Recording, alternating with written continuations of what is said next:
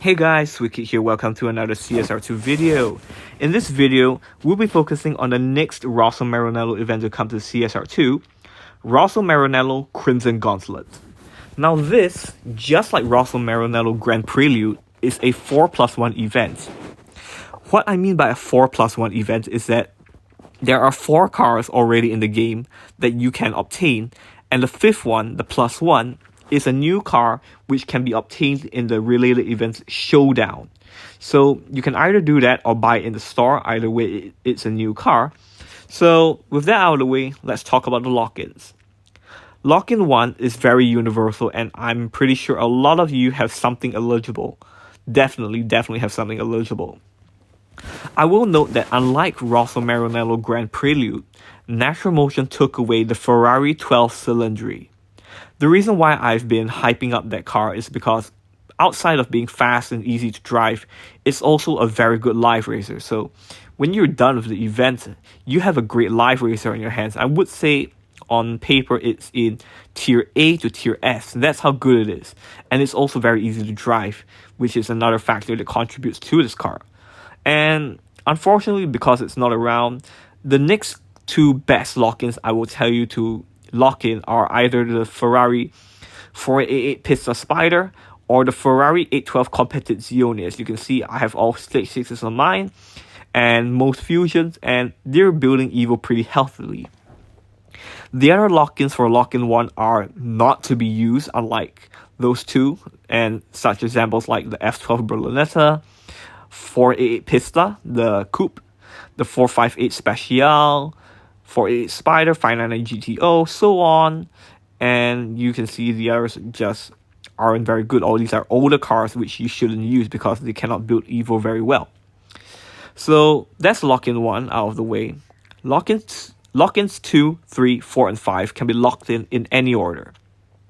From left to right, starting with the cars I own, the Ferrari F50 GT.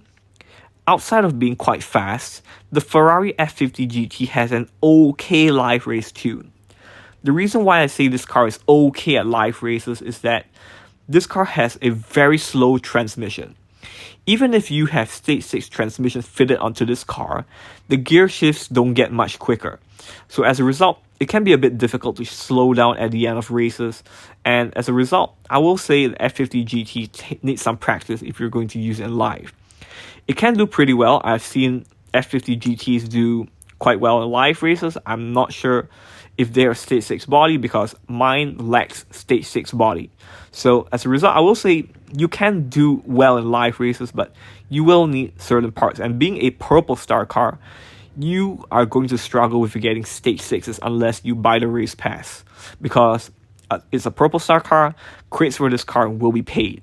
And also, I believe you need stage 6 body and transmission. Body, I'm not too sure because I don't have it, but usually stage 6 body is a game changer on cars that can do well in live races. Moving on, the Ferrari Enzo. Mine's the Gold Star version, and there is a Purple Star version that you could have obtained in Showdown a very long time ago. But mine's a Gold Star, so we'll focus on that because most people will have that available.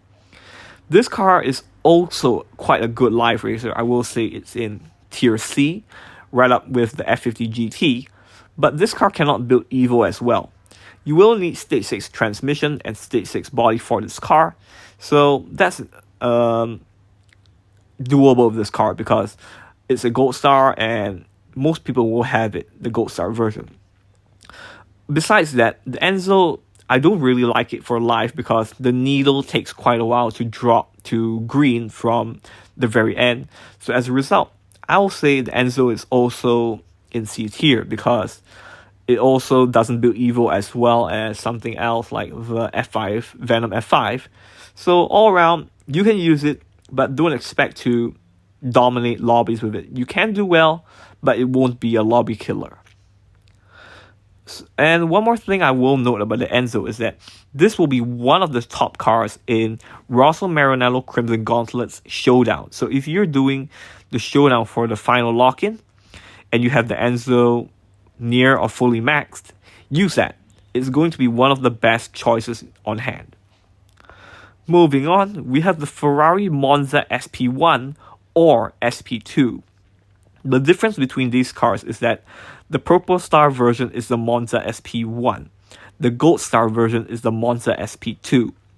If you happen to buy a bundle back when there were some Ferrari events going on, you likely have the Monza SP1.